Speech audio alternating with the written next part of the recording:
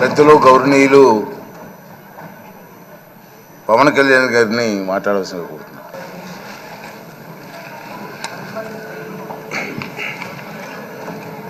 పదహారవ శాసనసభకి ఏకగ్రీవంగా ఎన్నికైన సభాపతి శ్రీ చింతకాల అయ్యన్న పాత్రుడు గారికి హృదయపూర్వక నమస్కారాలు, మీకు శుభాకాంక్షలు. ఇది నేను మొదటిసారి అసెంబ్లీలోకి అడుగు పెట్టడం. ఇలాంటి సుదీర్ఘ రాజకీయ అనుభవం ఉన్న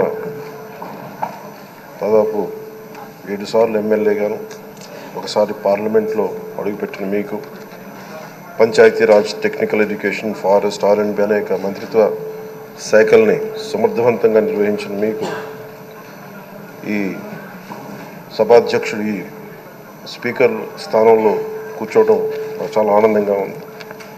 ఇన్ని దశాబ్దాలు ప్రజలు రాజకీయ జీవనంలో ఇన్ని దశాబ్దాలు ప్రజలు మీ వాడి వేడి చూశారు. మీకు కోపం వస్తే ఋషికొండను చెక్కినట్టు ప్రత్యర్థులకి పదునైన ఉత్తరాంధ్ర యాసలో గుండు కొట్టేస్తారు. ఒకటే బాధేస్తాం సార్, ఇకపైన మీకు తిట్టే అవకాశం లేకపోవడం. కానీ ఇక మీద సభలో ఎవరు తిడుతున్నా దాన్ని ఆఫ్ చేసే బాధ్యత మీ చేతిలోనే ఉంది. మీరే మైక్ ఆఫ్ చేయాలి. అంటే మా చిన్నప్పుడు నేను చూసేవాడు, ఒకసారి అల్లరి చేసే అబ్బాయిని క్లాస్ లీడర్ చేసేవాడు చిన్నప్పుడు మా స్కూల్లో. కానీ ఇన్నాళ్ళు ప్రజలు మీ వాడి వేడి పలుకులు, మీ ఘాటైన వాగ్దాటి చూశారు. ఈ రోజు నుంచి రాష్ట్ర ప్రజలు మీ హుందాతనం చూస్తారు. డిబేట్స్ వెనకాల దాక్కుని సంస్కారహీనమైన భాషలని, భావాలని రకరకాల మాధ్యాల్లో విరజిమ్ముతూ ఉంటారు. దాని నియంత్రణ మీ ఆధ్వర్యంలో ఇక్కడి నుంచే మొదలవ్వాలి. ఇందాక సభా నాయకులు, గౌరవ ముఖ్యమంత్రి శ్రీ చంద్రబాబు నాయుడు గారు చెప్తారు, ఆడబిడ్డలు ఏ విధంగా నలిగిపోయారు ఈ రాష్ట్రంలో గత 5 సంవత్సరాల్లో. చిన్న లేదు, పెద్ద లేదు, ఎవరని లేదు. ఎవరన్నా సరే ఒక మాట మాట్లాడితే వాళ్ళని వ్యక్తిగతంగా దూషణ, సోషల్ మీడియాలో వాళ్ళని క్యారెక్టర్ అసాసినేట్ చేయటం, వాళ్ళు పెద్ద నాయకులు కావచ్చు, కార్యకర్తలు కావచ్చు, లేదా వాళ్ళకి ఎదురు తిరిగి ఒక ఒపీనియన్ చెప్పి ఎవరైనా సగటు మనిషి కూడా కావచ్చు, అది ఇక్కడితో ఈ రోజు నుంచి ఆగిపోవాలి అధ్యక్ష. అది మీ ఆధ్వర్యంలోనే మొదలవ్వాలి.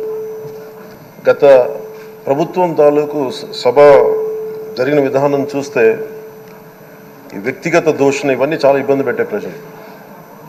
ఈ రోజున వాళ్ళకి 11 సీట్లకు పరిమితం అయ్యారు, ఈరోజు లేరు, ధైర్యం లేదు వాళ్ళకి.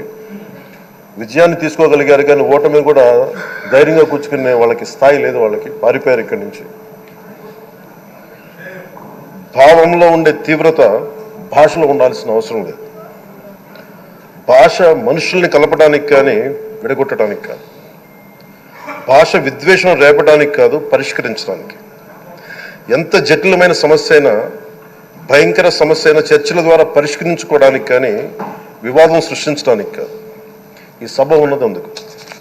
కానీ మనం చూసింది వాళ్ళ దగ్గర నుంచి బూతులతోటి, వ్యక్తిగత దోషులతోటి రాష్ట్ర పురోభివృద్ధిని ఆపేశారు. అలాంటి సభ కాకుండా ఇందాక మన పెద్దలు శ్రీ గౌరవ ముఖ్యమంత్రి చంద్రబాబు గారు చెప్పినట్టుగా ఇది భవిష్యత్తుకి ఇది ఒక ప్రమాణం అవ్వాలి. 2047 వరకు ఇంత అద్భుతమైన స్థానంలో మనకి ఆంధ్రప్రదేశ్ తెలుగు జాతి ఉన్నత స్థాయికి వెళ్ళాలంటే ఈరోజు మనం వేసే ప్రతి అడుగు అది భవిష్యత్ తరాలకు ఒక నిర్దేశక ఒక టచ్ స్టోన్గా ఉండిపోవాలి, గిట్ రాయిగా ఉండిపోవాలి. ఈ రోజున ఈ సభలో ఉన్న గౌరవ సభ్యులందరూ చట్టాలు చేయడానికి ఉన్నారు, చట్టాలు ఉల్లంఘించడానికి కాదు. విభేదించడం అంటే ద్వేషించడం కాదు, వాదించడం అంటే కొట్టుకోవడం కాదు. ఇవన్నీ విభేదించడం, వాదించడం ఇవన్నీ ప్రజాస్వామ్యానికి చాలా మౌలికమైన పునాదులు. ఆంధ్రప్రదేశ్ ఆవిర్భావం జరిగి అసలు భాషా ప్రయుక్త రాష్ట్రాల ఆవిర్భావమే మన ఆంధ్ర రాజ్యంతో మొదలైంది. అమరజీవి పొట్టి శ్రీరాములు గారి బలిదానం మీద మన రాష్ట్రం పుట్టింది. 56 రోజులు తిండి తిప్పలు తినకుండా నరకం అనుభవిస్తూ ఆయన బలైపోయారు. ఆయన మరణానికి చేరువవుతూ ఆమరణ నిరాహార దీక్ష చేసిన ప్రతిరోజు మనకి దాదాపు ఈ సుదీర్ఘమైన 6 దశాబ్దాల కాలం 1.5 సంవత్సర కాలం అంటే ఆయన ప్రతిరోజు చావుకు చేరువవుతూ భోజనం లేకుండా ఆయన గడిపిన ప్రతిరోజు మనకి 1.5 సంవత్సర కాలం. అలాంటి నేపథ్యంలో అలాంటి మహోన్నతుడు శ్రీ పొట్టి శ్రీరాములు గారి త్యాగాన్ని కనుక మనం ఈ సభలో ప్రజా సంక్షేమం కోసం మాత్రమే చర్చలు జరగాలి, వాదోపవాదాలు హద్దులు దాటకుండా ఉండాలి, వ్యక్తిగత దూషణకి తావివ్వకుండా ఉండాలి. అలా కాకుండా గత ప్రభుత్వం లాగే ఈ సభని తిట్లకి బూతులకి కొట్లాటకి వాడితే ప్రతి నిమిషం పొట్టి శ్రీరాములు గారి బలిదానాన్ని అవమానం చేసినట్టే. ఒక గొప్పవాడు ఒక మహానుభావుడు బతికినప్పుడు మాత్రమే కాదు, చనిపోయిన తర్వాత కూడా కొన్ని తరాలు ఉపయోగపడతారని నిరూపిస్తారు.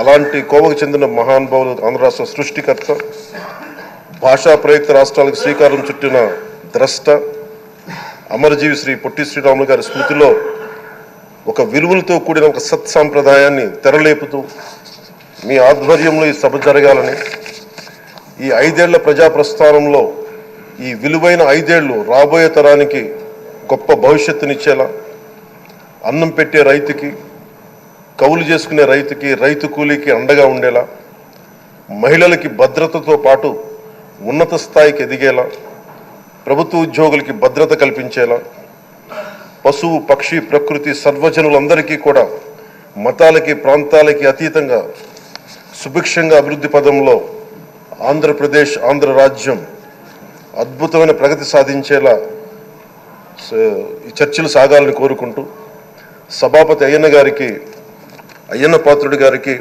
మీ ఆధ్వర్యంలో ఈ సభ ఒక సరికొత్త సాంప్రదాయానికి సత్సాంప్రదాయానికి ఇది తెరతీయాలని కోరుకుంటూ మీకు మరోమారు శుభాభినందనలు తెలియజేసుకుంటాను.